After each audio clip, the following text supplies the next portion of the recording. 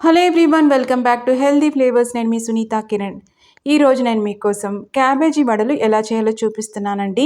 ఇవి చాలా రుచిగా ఉంటాయి, చేసుకోవడం కూడా చాలా ఈజీ. పైన క్రిస్పీగా, లోన సాఫ్ట్గా, లోన ఆ క్యాబేజీ ఫ్లేవర్ తెలుస్తూ, పైగా ఆ పప్పులు ఉంటాయి కదా, ఆ పప్పు దినుసులు కూడా మధ్యలో తగులుతూ చాలా రుచిగా ఉంటాయి. అన్ని టిప్స్తో పాటు రెసిపీని చూపిస్తున్నాను కాబట్టి బిగినర్స్ కూడా చాలా ఈజీగా చేసుకోవచ్చండి. వీడియోని కంప్లీట్గా వాచ్ చేసి రెసిపీని ట్రై చేయండి. మీరు గనక ఈ ఛానల్ని ఫస్ట్ టైం వాచ్ చేస్తున్నట్లయితే సబ్స్క్రైబ్ చేసుకుని రెసిపీస్ని ట్రై చేయండి. ఇక మనం రెసిపీలోకి వెళ్ళిపోదాం. ముందుగా క్యాబేజీని పెద్ద ముక్కలుగా కోసుకొని ఇలాగా వేడి నీళ్ళలో 1 నిమిషం పాటు ఉంచుకొని తీసేసుకోండి పక్కకి. ఇలా చేయడం వల్ల చక్కగా క్యాబేజ్ అనేది బాగా డైజెస్ట్ అవుతుంది. చిల్లులు గిన్నెలో వేసేసుకొని వాటర్ అంతా డ్రైన్ అవ్వాలి. ఇప్పుడు ఇంత మాత్రం శనగపప్పుని నేను రాత్రంతా నానబెట్టుకున్నానండి. నానిన తర్వాత నీళ్లు తీసేసి 2 సార్లు ఖచ్చితంగా కడుక్కోవాలి.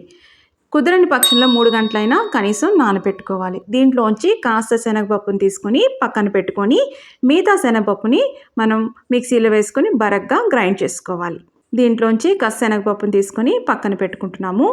మిగతాది మిక్సీలో వేసుకొని వాటర్ ఏం వేసుకోవద్దండి, బరగ్గా గ్రైండ్ చేసి పెట్టుకోండి, సరిపోతుంది. వాటర్ అస్సలు వేసుకోవద్దు. ఇప్పుడు గ్రైండ్ చేసింది ఒక బౌల్లో వేసుకొని క్యాబేజ్ని ఇలాగా చిన్న చిన్న ముక్కలుగా తురుముకోవాలి. ఇంకొకటి, ఆ మధ్యలో ఉన్న లేయర్స్ మధ్యలో కూడా నీట్గా చూస్తూ కట్ చేసుకోవాలండి. ఇప్పుడు కాస్త అల్లం తురుము వేసుకున్నాను, అలాగే పచ్చిమిర్చి తురుము, కరివేపాకు తురుము.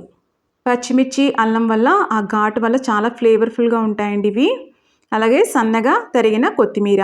మనం నానబెట్టి పక్కన పెట్టుకున్నాం కదా కాస్త శనగపప్పు, అది కూడా వేసుకున్నాము. రుచికి తగినంతగా ఉప్పు వేసుకున్నాము.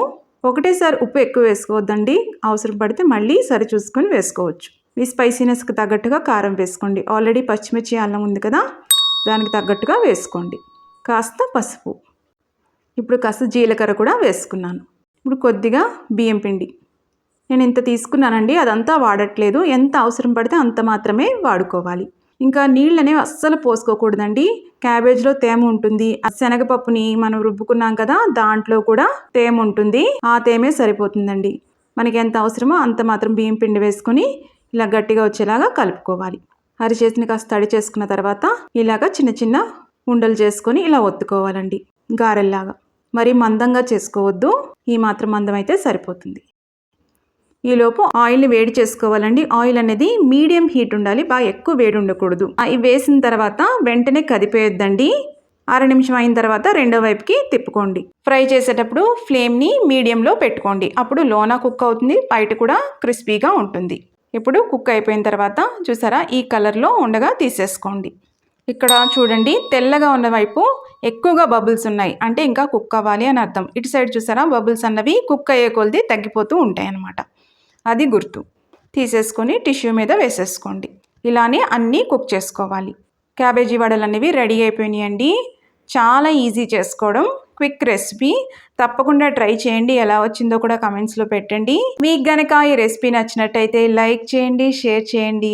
ఇలాంటి ఇంట్రెస్టింగ్ రెసిపీస్ కోసం హెల్దీ ఫ్లేవర్స్ ఛానల్ని సబ్స్క్రైబ్ చేసుకోండి. మన ఛానల్లో రెసిపీస్ అన్నీ కూడా టిప్స్తో ఉంటాయండి, కాబట్టి ట్రై చేయడం చాలా ఈజీ.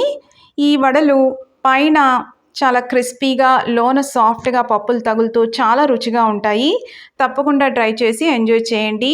మళ్ళీ మరొక ఇంట్రెస్టింగ్ రెసిపీతో మిమ్మల్ని కలుస్తాను. అంతవరకు stay healthy, happy. Thank you.